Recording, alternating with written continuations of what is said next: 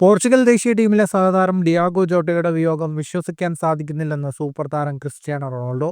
അടുത്ത കാലത്തു കൂടിയും ടീമിൽ ഒരുമിച്ച് കളിച്ച സഹതാരത്തിന്റെ വിയോഗം അവിശ്വസനീയമാണ്. കുടുംബത്തിന്റെ ദുഃഖത്തിൽ പങ്കുചേരുന്നുവെന്നും ക്രിസ്ത്യാനോ എക്സിൽ കുറിച്ചു. സ്പെയിനിലെ സമോറയിലുണ്ടായ കാർ അപകടത്തിലാണ് ഡിയാഗോ ജോട്ടയും സഹോദരൻ ആന്ദ്രെ സിൽവയും മരിച്ചത്.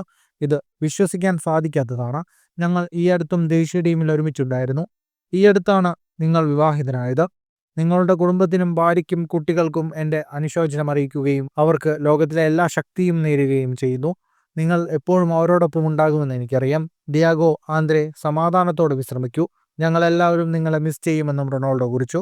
ലിവർപൂൾ ആരാധകർ ആൻഫീൽഡിലെ ഹിൽസ്ബറോ സ്മാരകത്തിൽ ഡിയാഗോ ജോട്ടയ്ക്ക് പുഷ്പാർച്ചനയും ആദരാഞ്ജലികളും അർപ്പിച്ചു. ആശ്വാസവാക്കുകളില്ലെന്ന് ലിവർപൂൾ ഫോർവേഡ് ഡാർവിൻ നൂനിയസ് ഇൻസ്റ്റഗ്രാമിൽ പോസ്റ്റ് ചെയ്തു.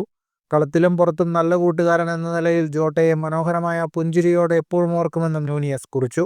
സ്പാനിഷ് പ്രവിശ്യയിലെ സമോറയിൽ പ്രാദേശിക സമയം രാത്രി 12:30-ഓടെയാണ് ഡിയാഗോ ജോട്ട ഓടിച്ചിരുന്ന ലാംബോർഗിനി കാർ നിയന്ത്രണം വിട്ട് അപകടമുണ്ടായത്. മറ്റൊരു കാറിനെ മറികടക്കാൻ ശ്രമിക്കുന്നതിനിടെ ടയർ പൊട്ടിത്തെറിക്കുകയും പിന്നാലെ റോഡിൽ നിന്ന് തെന്നിമാറിയ കാറിന് തീ പിടിക്കുകയുമായിരുന്നുവെന്ന് BBC റിപ്പോർട്ട് ചെയ്തു.